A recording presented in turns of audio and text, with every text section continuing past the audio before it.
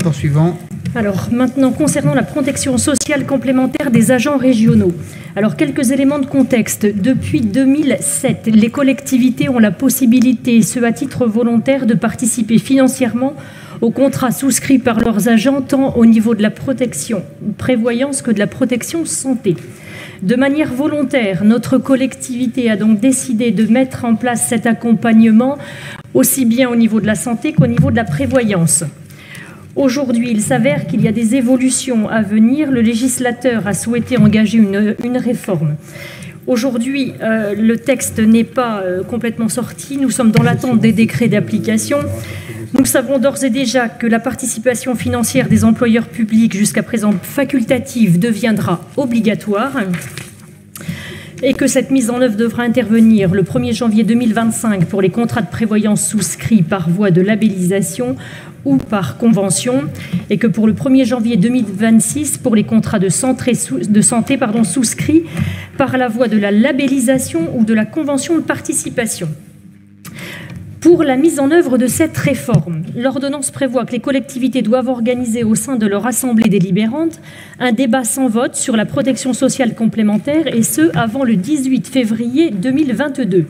Et ensuite, régulièrement, nous reviendrons vers vous pour vous présenter l'état des discussions. Ce débat pourra porter sur les enjeux de la protection sociale complémentaire pour les agents territoriaux. Alors aujourd'hui, en termes de santé, la protection donc concerne 1057 agents et au niveau de la prévoyance, 627. Nous aurons donc le 15 décembre dernier des informations complémentaires puisque le Conseil supérieur de la fonction publique territoriale doit trancher le sujet.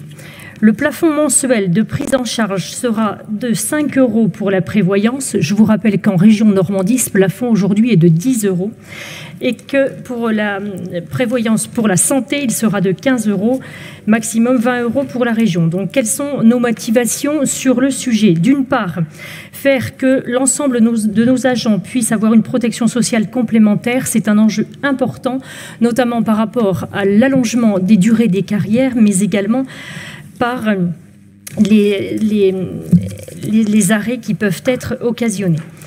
Deuxièmement, pour la collectivité, cette protection sociale vient notamment compléter notre politique volontaire en matière de santé.